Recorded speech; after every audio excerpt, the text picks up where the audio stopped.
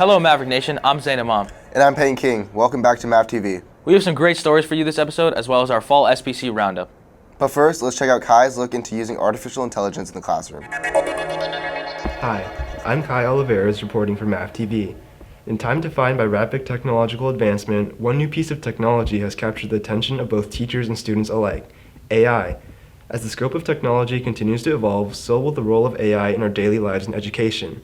To learn more about the usage of AI within the classroom setting, we asked students and teachers about their opinions on AI usage. Like most teachers, I've dabbled with it and certainly done my own experimentation. And we've had a number of faculty conversations about ChatGPT and other AI platforms. I guess I was caught off guard like a lot of other people when ChatGPT just burst on the scene, I think in December 2022. I tried to learn as much as I could about it and share it with my students as early as I could, and with colleagues too. Understanding the implications of AI on student life, we asked sophomore Rusty Kelly to talk about the pros and cons of AI usage in the classroom. Some pros: it definitely helps with efficiency. It can give you new ideas. It can help with grammar, things like that. But some cons might be what is yours and what is AI's can get lost in the mix. Taking the pros and cons of AI usage into consideration, we asked how AI can be responsibly utilized in the classroom. Yeah, I think it's akin to a TI-89 calculator from 20 to 30 years ago, and there's certainly going to be a reason to have it in the classroom and to make sure our students are familiar with it. So we're kind of in the trial phase. We're the guinea pigs, whether we want to be or not, right? But I think that how it should be used, it should never replace the processing and thinking that we all need to do, right? I think it can be used because it's a good way to generate ideas and help you get started with something. But I guess the obvious things like copying, plagiarism is something that shouldn't be used in the class. Well, original ideas always stem from the author or from the person who's creating, which is you as a student. But doing the work, all the heavy lifting, maybe that could be taken care of with AI, but maybe outside the classroom. On the other side of the spectrum, we asked what risks AI could pose and how they could be avoided. We want students to engage ideas deeply. We want them to engage ideas creatively, and we need trust. We need to ensure that what we're getting from students is their own thinking. The two classes I teach, we put in the syllabus that you need to have a blanket prohibition on using AI, because I want to hear from the students. I don't want them to type something in and then repeat out what the AI said. And of course I don't want them to use it on an assignment without permission. In conclusion, AI is a very complicated topic in the scope of education with many nuances and no clear absolutes. As the power of artificial intelligence grows in the coming years, its implications will become greater and greater. This has been Kai from MavTV. Back to you. Have you ever wondered what goes into making our Maverick Cafeteria run so smoothly? Well, let's head over to Florey's Hall where Caroline has all the details. Hi, I'm Caroline Peterson, and today we'll be pulling back the curtains and shedding light on the hard day's work of the cafeteria staff and all that they do. Hi, do you mind introducing yourself? Yeah, I'm Adam May. I'm the chef here at St. John's. I'm Alan Mallett. I'm the food service director here at St. John's. I'm Regina Stredwick. I'm the production supervisor. What is your day-to-day schedule like? Oh man, come in at 6, get breakfast going, start prepping lunch, come set up the menus for the day, print them out, and the next day check prep list, make sure we're ahead, check the special events for the day, work through lunch, go do dishes, come back, serve some more lunch, do more dishes, come back and finish for the day and order produce. How many people do you need to feed a day on average? About 2,000. How do you handle the volume of food that is necessary for every day? Okay, so based off of the previous time we did it, we project, okay, we need to add more or we go by less. So if the last time we made 200 pounds of butter chicken, you guys run out of it, then we'll go to 250 pounds of butter chicken. So. Well, we have a couple of suppliers, several suppliers that we order from on the on a daily or weekly basis. We have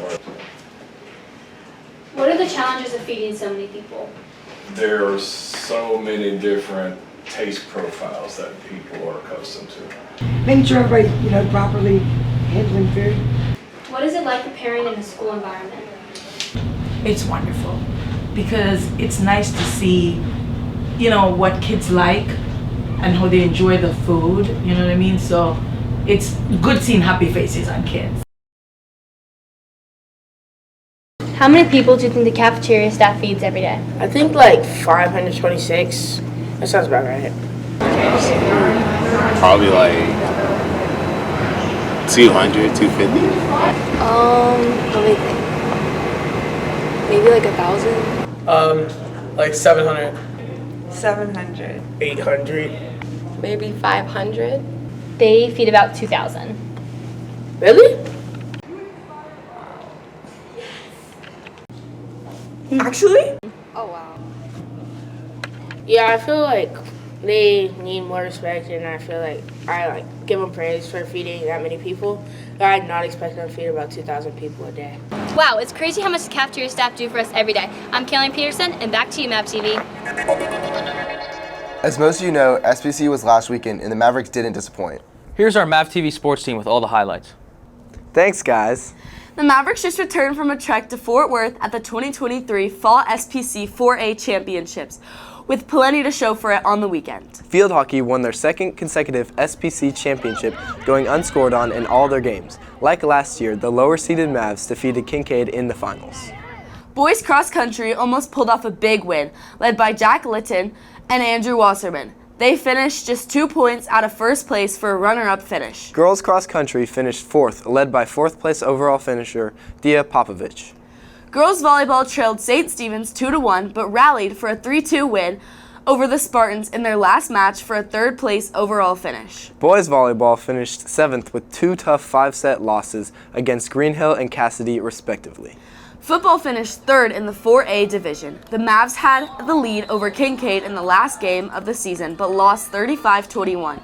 St. John's did defeat the eventual champion, Episcopal. Way to go, Mavericks. And finally, this past Wednesday, multiple Mavericks signed NLIs to play in NCAA Division I level next year. The celebration was held in the SSAC. Congratulations to Reese Animashaw, Juliana Boone, Bella Cantorna, Maria Christina Johnson, Carson Luna, and Cora West. Now let's check in with Lyle about clubs here at St. John's.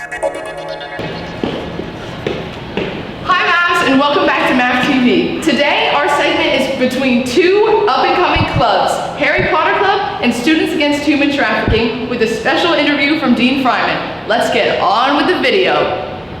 We have about 20 new clubs this year, so around 150 clubs and 11 affinity groups. Dean Fryman is the assistant dean of the upper school and is also in charge of managing club affairs at St. John's. Today, we asked her to talk about the process of starting a club and what it entails. Any student that wants to create a new club, they would just go to the infographic, and there's a link to what's called a club proposal form, so they fill out that form. I reach out and set up a meeting time, and then they come in and I say, what was your inspiration for the club? What's the purpose? What's the mission? Who's the sponsor? How often do you plan to meet? And if it's pretty much, I would say 97% of the time I say yes to a club. I would only say no to a club if we already have it, or if the group is affiliated with an outside organization, which is not allowed. Thanks so much, Dean Fryman. Now let's head on to the next club. Today, our first interview is with the president and founder of Students Against Human Trafficking, Corbin Robinson. Corbin is a senior who started the club to bring awareness to this systemic issue. So I've done a lot of work with survivors of human trafficking, and I think that there's not enough awareness about the issue, and people don't realize how prominent it is in our society, and so that's why I wanted to start the club, to teach students about it. I think I'm so passionate about it because it affects people our age, and some people think it's just, the sex trafficking aspect, but it's also labor trafficking. Thank you so much, Corbin. That was so informative. I'd love to see the variety of clubs we have here at St. John's. Now, for a big pivot, on to Harry Potter Club. Today, we interviewed Angie and Natalie, the two presidents of Harry Potter Club. They are both freshmen who created the club to share their love for Harry Potter. So I'm a Ravenclaw. And I'm a Slytherin. We wanted to start the club because both of us are like, we love Harry Potter. Our school is, you know, it's like resembles Harry Potter with Great Hall and a bunch of like the houses. We wanted to provide a place where Harry Potter fans could come and like just be themselves, talk about like what is considered to be one of the like greatest book series of basically all time. I just think it's such a cool group of people. We just wanted to have a Harry Potter club as a space for like Harry Potter fans to come and just geek out over Harry Potter stuff. The fandom is just amazing.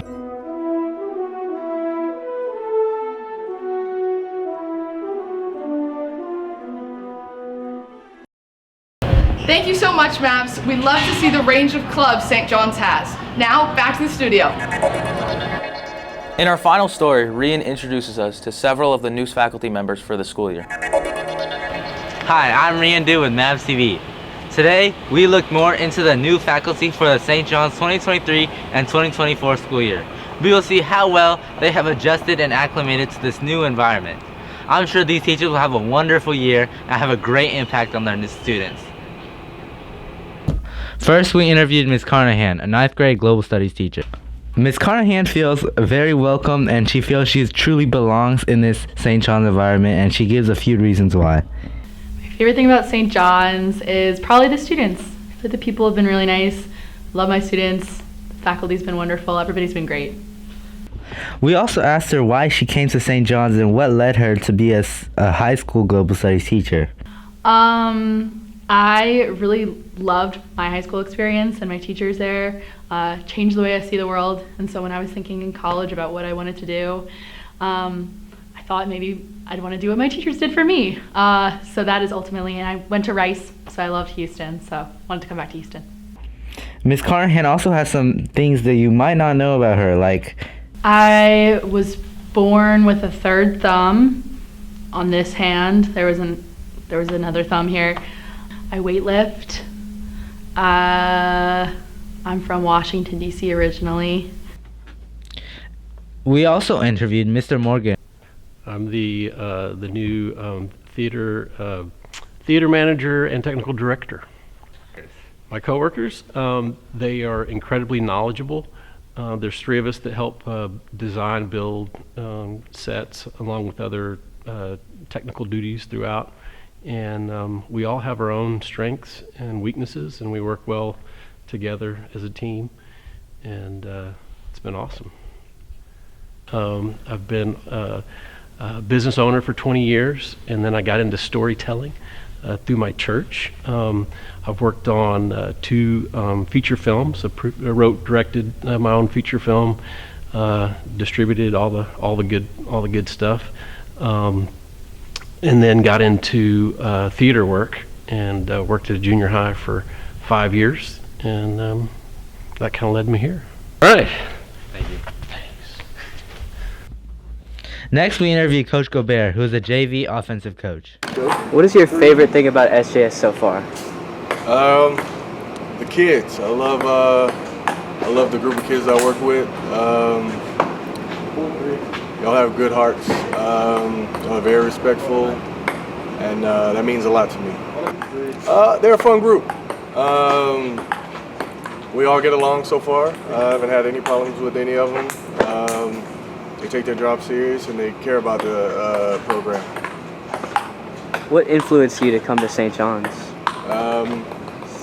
The tradition here. It's all about family, and everyone's close. Wow, that was a wonderful report. Now we know so much about the new faculty and all aspects of learning at St. John's. Back to you, MavTV. Well, Mavericks, it looks like we are having another busy school year, and you can catch it all right here. Please remember to subscribe to us on YouTube so you'll get updates when our new videos are released. We're always looking for great news stories. If you have any ideas for stories you would like to see on MavTV, you can email us at news@sjs.org. Thanks for watching, and we'll see you soon for another edition of MavTV. Go Mavericks!